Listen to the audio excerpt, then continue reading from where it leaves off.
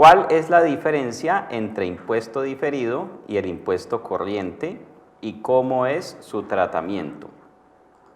Bueno, el impuesto, la norma en la sección 29 habla sobre el impuesto a las ganancias. La sección 29 no es solamente sobre impuesto diferido, realmente se llama impuesto a las ganancias.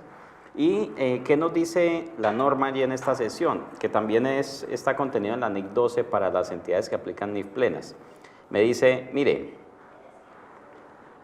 los impuestos o el impuesto a las ganancias, que es el impuesto que se liquida con base en las utilidades de cada periodo, se divide en dos partes. Uno que es el impuesto corriente y otro que es el impuesto diferido. Por aquí nos está saludando Henry David desde los Estados Unidos. Muy bien, muchas gracias por estar conectado. Allá están saliendo apenas del invierno, creo que todavía les toca sacar la palita todos los días para correr la nieve.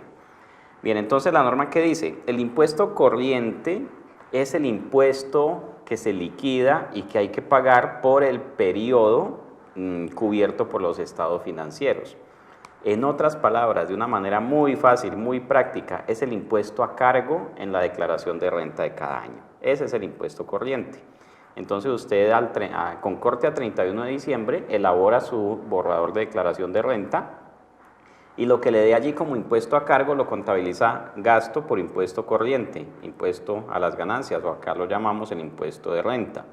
Y contabiliza el pasivo, impuesto por pagar, de una vez hace el cruce de las retenciones, anticipos y saldos a favor que vaya a compensar en la declaración.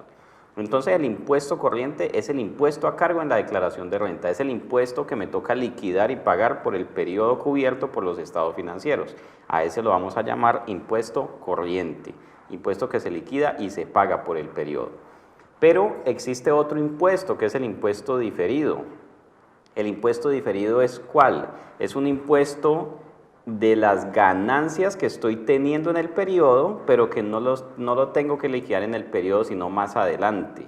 ¿Por qué? Pues porque hay una diferencia entre la forma de liquidar la ganancia contable y la ganancia fiscal. Eso genera una diferencia entre el valor de los activos y los pasivos y por allí es que me dice la norma que lo liquide. Pero básicamente un impuesto diferido es eso, es un impuesto de una ganancia que ya estoy mostrando en los estados financieros, pero que no la tengo que pagar todavía, sino que la pagaré más adelante cuando suceda determinado evento.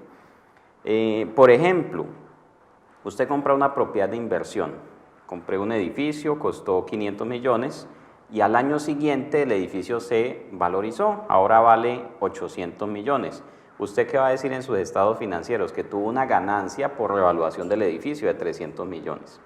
Pero en su declaración de renta usted no va a decir que tiene que pagar un impuesto, porque no se paga impuesto de renta por mediciones a valor razonable. Pero como ya tiene el ingreso y la ganancia en sus estados financieros, eso genera un impuesto diferido. O sea que los 300 que reconoce como ganancia por revaluación, el impuesto de esos 300 viene a ser un impuesto diferido. Eso es, digamos, a grandes rasgos, la diferencia entre el impuesto corriente y el diferido. El corriente es el que se liquida y se paga por el periodo, impuesto a cargo en la declaración de renta.